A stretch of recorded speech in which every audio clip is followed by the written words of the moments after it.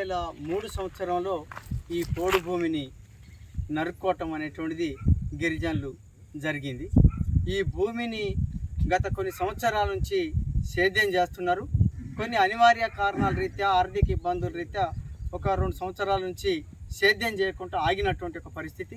సేద్యం చేసేటువంటి ఈ భూముల్ని దౌర్జన్యంగా ఫారెస్ట్ వాళ్ళు చట్టవిరుద్ధంగా అప్రజాస్వామికంగా ఆక్రమించడం అనేటువంటిది జరుగుతున్నది.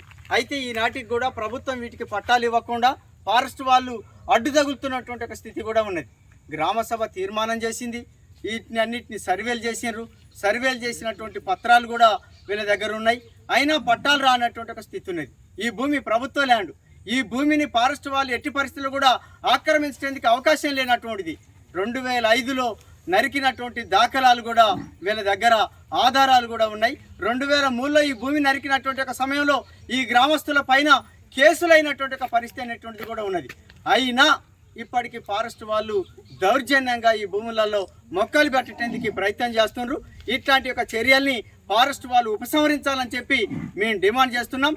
ఈరోజు ప్రభుత్వం, కాంగ్రెస్ ప్రభుత్వం ఏం చెప్పేది, నేను అధికారంలోకి వచ్చిన తర్వాత పట్టాలు ఇస్తానని చెప్పేది, భూములను ఆక్రమించొద్దనేటువంటి చెప్పేది.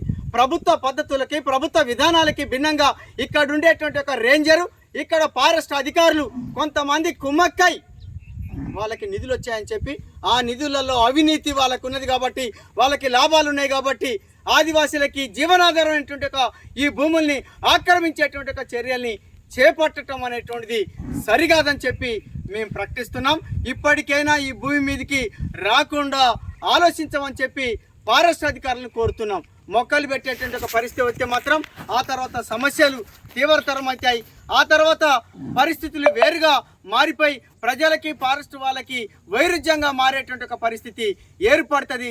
అట్లాంటి పరిస్థితి లేకుండా వివరించమని చెప్పి ఫారెస్ట్ వాళ్ళకి విజ్ఞప్తి చేస్తున్నాం. ఇప్పటికైనా ఆలోచించమని చెప్తున్నాం. ఇక్కడ ప్రభుత్వం తక్షణమే పట్టాలు ఇవ్వమనేటువంటి చెప్తున్నాం. మేము ఐటీడీ అధికారులను కలిస్తే ఆ భూమి మీకే చెందుతుందని చెప్పి ఐటీడీ అధికారులు కూడా మాకు తెలియజేయటం జరిగింది. మా దగ్గర ఆధారాలు కూడా ఉన్నాయి. ఇప్పటికైనా ఫారెస్ట్ వాళ్ళు ఈ భూముల మీదకి రాకుండా ఉండాలని చెప్పి మేము డిమాండ్ చేయటం అనేటువంటి జరుగుతుంది. అట్లనే వచ్చి ఆక్రమిస్తే మాత్రం ప్రజా ఉద్యమాలు, ప్రజా పోరాటాలను మాత్రం సిపిఐఎంఎల్ న్యూ డెమోక్రసీ ఆధ్వర్యంలో తీవ్రతరం చేస్తామని చెప్పి ఈ సందర్భంగా ప్రకటిస్తున్నాం.